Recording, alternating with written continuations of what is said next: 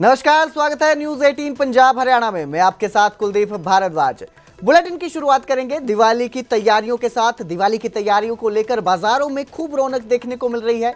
लोग घरों और मंदिरों को दीपक और लाइटों से सजाने में लगे हुए हैं। मिठाई और पटाखों की दुकानों पर भारी भीड़ दिख रही है। वहीं सुरक्षा के उपायों को लेकर भी पुलिस ने विशेष निगरानी बढ़ाई है। सड़कों और गलियों में सफाई और सजावट का काम किया जा रहा है। दिवाली के मौके पर व्यापारियों और उपभोक्ताओं में उत्साह देखने को मिल रहा है। आपको बता दें कि दिवाली के मौके पर बच्चों में खासा उत्साह देखने को मिलता है और खासकर ये उत्साह जो रहता है वो दिवाली पर आने वाले पटाखों को लेकर भी देखने को मिलता है।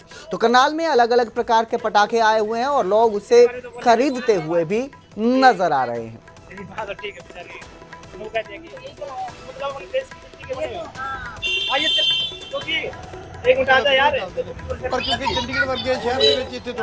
दीपावली का पर्व है जिसको लेकर पूरे भारत के अंदर उत्साह है, क्योंकि ये रोशनी का त्योहार है। साथ ही साथ बच्चे पटाखे बड़े हर्षो उल्लास के साथ जलाते हैं। करनाल का ये सेक्टर 12 और यहाँ पर 50 अलग अलग जो पटाखे की दुकान है वो लगाई गई हैं और तमाम लोग पटाखा खरीदने के लिए यहाँ पर पहुँचे हैं। बहुत सारे लोग हैं जिनसे पूछेंगे इस दिवाली उनका कैसे है। आपने बेटा पटाखे खरीदे, क्या कुछ कहना चाहेंगे? पटाखे खरीदे आपने? हाँ जी, खरीद लिए। कौन सा फेवरेट पटाखा जिसको लेकर आप बहुत एक्साइटेड? अनार। आपने भी खरीदे पटाखे? फुलझड़ी ले ली आपने? नहीं। ले ली।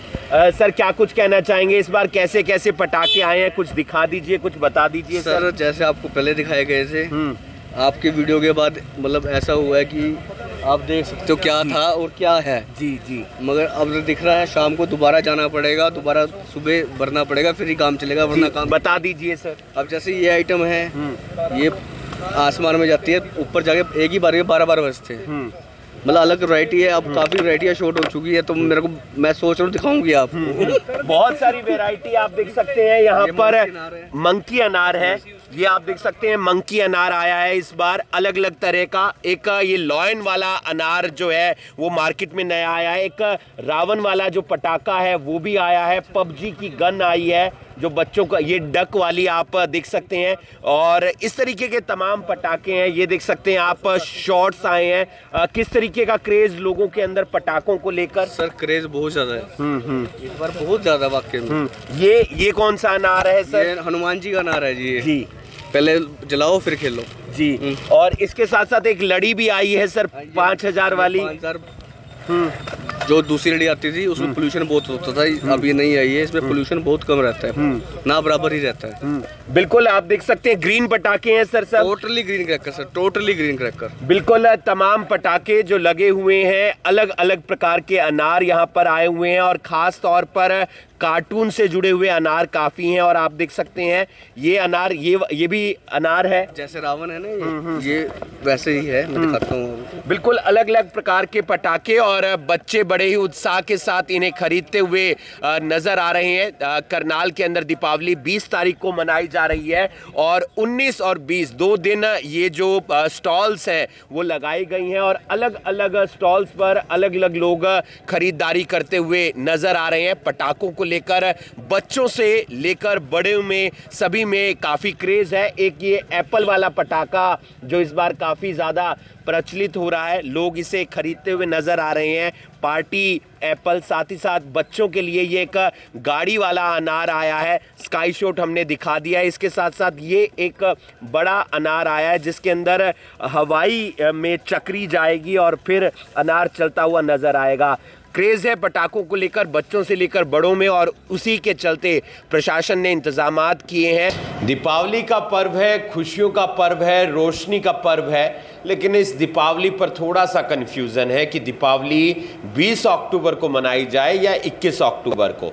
और इस पर बातचीत करने के लिए हमारे साथ करनाल के सनातन धर्म के पुजारी राजेंद्र मिश्रा जी हैं। मिश्रा जी, क्या कुछ कहना चाहेंगे? दीपावली 20 तारीख को या 21 को, असमंजस की स्थिति? जय श्री राम। असमंजस नहीं रखना चाहिए। मनाने को तो आप दोनों दिन मनाओ, वैसे तो 5 दिन का त्यौहार होता है। दीपावली का 5 दिन का चलता है। और बहुत से जो संत महापुरुष हैं वो भी 20 तारीख का ही निर्णय दे रहे हैं। हमारे पूज्य स्वामी जी भी, उनसे भी हमने पूछा तो उन्होंने भी 20 तारीख को ही कहा। और अयोध्या से, जहाँ से कि दीपावली का जो है विशेष महात्म्य है और वहीं से ये त्यौहार का जोड़ा जाता है, तो अयोध्या में भी 20 तारीख को ही मनाया जा रहा है पूरे उत्तर प्रदेश में। तो इस 20 तारीख को ही मनाएंगे क्योंकि प्रदोष काल भी 20 तारीख को प्राप्त हो रहा, पूरी रात्रि भी अमावस्या है।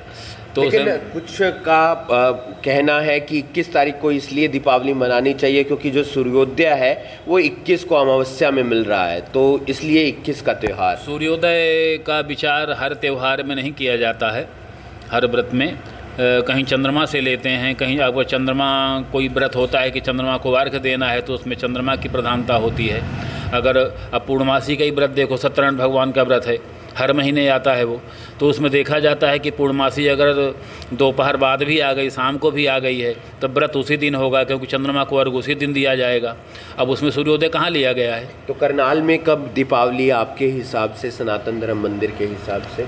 20 तारीख को ही, सोमवार को ही त्यौहार मनाया जाएगा, जैसे कि अयोध्या के अंदर है। जी, अयोध्या में 20 तारीख को है। अब ये महापुरुषों का देखो जो है दिया हुआ है, इसमें भी उन्होंने यही दिया हुआ है। 5 त्यौहार है, 18 अक्टूबर को धनतेरस, 19 अक्टूबर को जो है नरक चतुर्दशी, और 20 तारीख को जो है मुख्य दीपावली, लक्ष्मी पूजन और कुबेर जी का पूजन, 22 अक्टूबर को जो है बुधवार को गोवर्धन पूजा, अन्नकूट, और 23 तारीख को भैया दूज। और ये बात भी सामने आ रही है कि कुछ पंचांग के अंदर भी 21 तारीख की दीपावली है। हाँ, कुछ सब में तो नहीं है, इधर के ही जो है जैसे हरियाणा पंजाब का इधर जो है पंचांग का है। देखो थोड़ा बहुत अंतर होता है सूर्योदय में, लेकिन इतना अंतर नहीं है कि वो हो, इसलिए वो भी अगर कोई बात कर रहे हैं यहाँ के, मैंने उनको भी सुना है जो पंचांग करता हैं, तो पंडित इधर के देवी दयाल के रचयिता हैं जो पंडित देवी दयाल, तो उनके सुपुत्र वो भी बोल रहे थे, तो वो भी कोई एकदम खरी बात ऐसा नहीं कह रहे कि नहीं इसी दिन है और अगले दिन नहीं है। वो भी ऐसे मिली जुली बात कर रहे थे क्योंकि प्रदोष काल दोनों दिन प्राप्त होता है। तो 20 तारीख को मनाएंगे। मैं तो कहता हूँ दोनों दिन दीप दान करें, लक्ष्मी जी का पूजन तो लोग करते ही हैं, तो उसमें क्या उत्सव 2 दिन मना लिया जाए तो कौन सी दिक्कत की बिल्कुल, बात है? आप 2 दिन भी दीपावली मना सकते हैं, लेकिन सनातन धर्म मंदिर के जो पुजारी जी हैं उनकी तरफ से बताया गया कि अयोध्या के अंदर जो दीपावली का पर्व है वो 20 तारीख को मनाया जा रहा है, वहीं से त्यौहार की शुरुआत हुई थी, इसलिए करनाल में भी 20 तारीख का त्यौहार मनाएंगे। तो वहीं दीपावली पर जींद के बाजारों में भी खास रौनक देखने को मिल रही है। लोगों ने इस बार स्वदेशी सामान को प्राथमिकता दी है और मिट्टी के दिए और मटके लोगों में खूब लोकप्रिय हो रहे हैं। देश की मिट्टी से बने सामान की मांग बढ़ी है। स्वदेशी सामान खरीदने से कारीगरों में भी खुशी का माहौल देखने को मिल रहा है।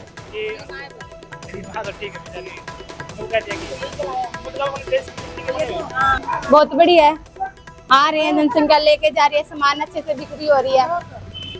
मिट्टी का सामान, दीवे, चुगे वगैरह, हटड़ियाँ है बहुत अच्छी अच्छी, लक्ष्मी गणेश की फोटो, और भी बहुत चीजें हैं मिट्टी की। तो अब की बात मोदी जी ने कहा कि अपने देश के सामान बनाई खरीदे, तो इसका असर हुआ? हाँ जी, बहुत असर हुआ है। चाइनीज चीजें फेंक दी, मतलब लोगों ने बहिष्कार कर दिया, मिट्टी पे आगे सारे मिट्टी की चीजें अच्छे से खरीदी जा रही है। दीवे, चुगे, कुलिया, सारी चीजें बिक्री है। तो क्या अलग क्वालिटी इन चीजों में, क्या अलग मिट्टी बढ़िया है, अपने देश की मिट्टी है, मिट्टी में तो दीवे जलाना अच्छी बात है। मोम प्लास्टिक से तो बढ़िया ही है, मिट्टी में ही सारे। तो जैसे आपके मटके हैं तो पानी रहता है, तो ये रोगाणु से मुक्त करते हैं बीमारी से? हाँ जी, मिट्टी में पीना चाहिए पानी, रात को भर के रखो, सुबह पियो, बीमारी से मुक्त। दिवाली का त्योहार रोशनी, खुशहाली और उम्मीदों का पर्व है। दिवाली पर हरियाणा से 2 अनोखी झलकियां सामने आई। अंबाला में किन्नर समाज ने बाजारों में जाकर लोगों को आशीर्वाद देकर खुशियां बांटी, तो यमुनानगर में दिव्यांग बच्चों ने गोबर से बने पर्यावरण अनुकूल दिए बनाकर इस दिवाली को वाकई प्रेरणा की दिवाली बना दिया। आइए देखते हैं ये 2 मानवीय कहानियां जो त्योहार की असली रोशनी है। दिवाली रोशनी का त्योहार जो हर घर में खुशहाली का संदेश लेकर आता है, लेकिन इस रोशनी की सबसे खूबसूरत बात है ये सिर्फ घरों में नहीं, दिलों में भी जगमगाती है।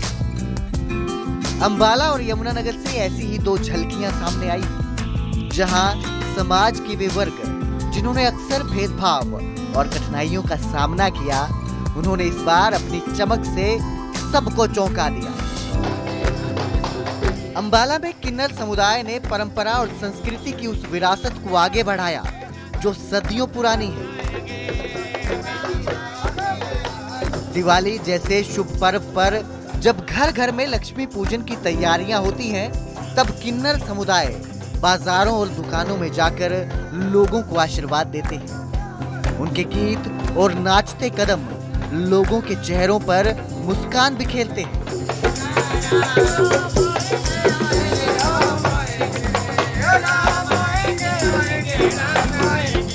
कहा जाता है कि भगवान राम जब 14 साल के वनवास के बाद अयोध्या लौटे थे, तब किन्नरों ने सबसे पहले उनका स्वागत किया। भगवान राम ने उनके इस प्रेम और समर्पण को आशीर्वाद का रूप दिया। तभी से ये परंपरा आज तक चली आ रही है। शुभ अवसरों पर किन्नरों का आशीर्वाद सौभाग्य का प्रतीक माना जाता है।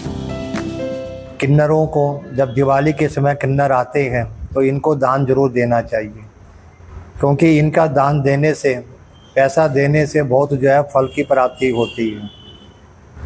वैसे रामचंद्र जी भी जब वनवास से आए तो उस समय बड़ा भारी उत्सव मनाया गया और किन्नर समाज ने भी आकर उनका स्वागत किया और भगवान ने भी उनको दान दिया और तब से ये परंपरा चली आ रही है। समाज में कोई भी शुभ काम या त्योहार किन्नरों का आना शुभ माना जाता है। उनके गीत और दुआएं उस घर या दुकान के लिए खुशहाली लाती हैं। किन्नर समाज भी खुद को इस संस्कृति से गहराई से जोड़ता है। ये भगवान राम जी के टाइम से ही परंपरा चलती आ रही है और कहते हैं कि भाई जब राम जी वनवास काटने गए थे 14 साल का, तो उन्होंने कहा था कि नर और नारी घर लौट जाओ। तो वहाँ पर किन्नर समाज रुक गए थे, ना तो वो नर ना वो नारी, है ना। तो उन्होंने भी 14 साल वनवास काटा किन्नरों ने, तो वो 14 साल तक राम जी के ही इंतजार में बैठे रहे वहीं पे। बाजारों में जहाँ रौनक है, वहीं दुकानदार भी पूरे स्नेह से किन्नरों का स्वागत करते हैं और दक्षिणा देते हैं, क्योंकि उनका मानना है कि किन्नरों की दुआ रामबाण की तरह असर करती है, सुख, शांति और समृद्धि लाने वाली। ये जो किन्नर हमारे यहाँ आते हैं, समाज के अंदर आते हैं, ये एक बहुत ही शुभ माना जाता है। वो क्या है कि भगवान राम जब वनवास से आए थे, तो भगवान राम के आने की खुशी के अंदर जो अयोध्या के अंदर उस समय भी इस समाज का प्रचलन तब भी था और आज भी। ये अपनी खुशी को जाहिर करते हुए, नाचते गाते हुए, घूमते फिरते हुए हर दुकान पे क्या नाम है अपनी खुशी मांगने के लिए आते हैं, जो कि दक्षिणा स्वरूप होता है। और मेरा ये है कि इसको हर दुकानदार को, हर घर से, हर परिवार के सदस्यों को उनके साथ खुशियाँ मनानी भी चाहिए और उनको दक्षिणा के तौर पे ये कुछ अपने घर का जो भी है रकम कुछ देनी भी चाहिए, जिससे कि क्या नाम है कि अपनी घर की कमाई भी शुद्ध हो। वहीं दूसरी ओर यमुनानगर में दिवाली की रोशनी कुछ अलग ही ढंग से जगमगा रही है। यहाँ उत्थान संस्था के दिव्यांग बच्चों ने गाय के गोबर से बने दिए तैयार किए हैं, जो न सिर्फ पर्यावरण अनुकूल हैं, बल्कि आत्मनिर्भरता की भी मिसाल है। इन बच्चों के छोटे छोटे हाथों से बने इन दियों ने बाजार में धूम मचा दी है। गोबर से तैयार किए इन दियों को रंगों से सजाया गया है और ये न केवल घरों को रोशन करेंगे, बल्कि इन बच्चों के भविष्य को भी उजाला देंगे।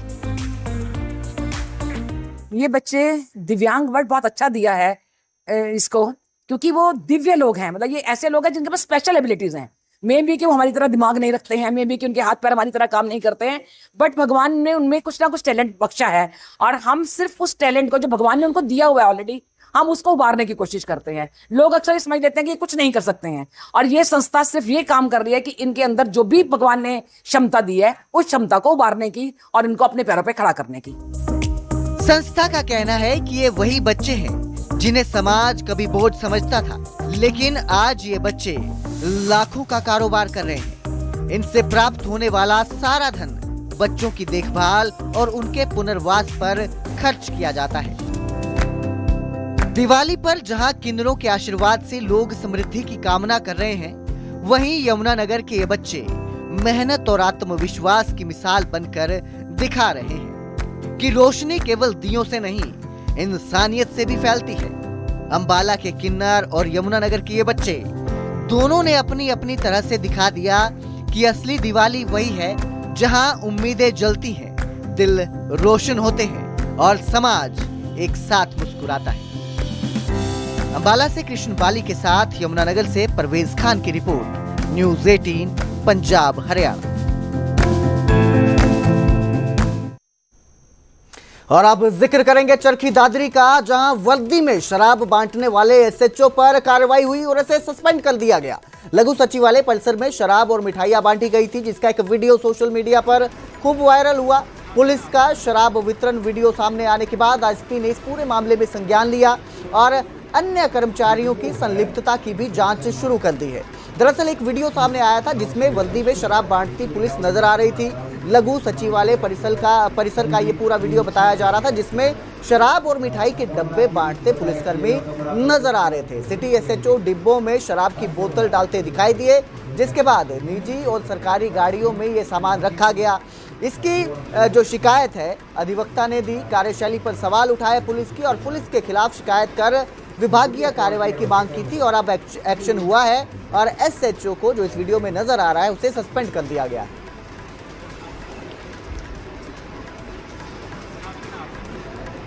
चरखी दादरी सिटी एसएचओ और उसके साथी यहाँ एक सरकारी गाड़ी में एक प्राइवेट गाड़ी में, जिसके नंबर भी हमारे पास है, वीडियो में साफ दिखाई दे रहा है, शराब बांट रहे हैं।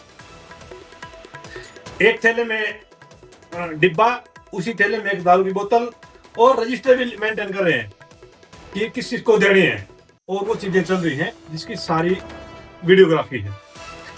अब आप देखिए, जून 21 को डीजीपी हरियाणा ने पुलिस प्रशासन चरखी दादरी के साथ मिलकर चरखी दादरी को पहला नशा मुक्त जिला नशा मुक्ति की घोषणा की थी।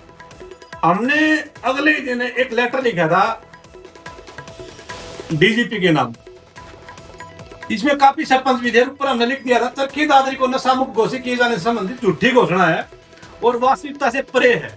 कल वीडियो वायरल हुई थी सिटी एसएचओ की कि वो शराब की बोतल हाथ में आकर किसी को दे रहे हैं, तो उस संबंध में उनके खिलाफ कड़ी अनुशासनात्मक कार्रवाई करते हुए उनका तबादला कर दिया गया है। नहीं, उनके बारे में पता किया जा रहा है कौन कौन थे वो। वीडियो में तो साफ नजर आ रहे नहीं, अभी तो शुरुआत करी है ना। उनके खिलाफ जो भी अनुशासनात्मक कार्रवाई बनेगी उनके खिलाफ भी कार्रवाई की जाएगी। कि चरखी दादरी सिटी एसएचओ और उसके साथी यहाँ एक सरकारी गाड़ी में एक प्राइवेट गाड़ी में, जिसके नंबर भी हमारे पास है, वीडियो में साफ दिखाई दे रहा है, शराब बांट रहे हैं।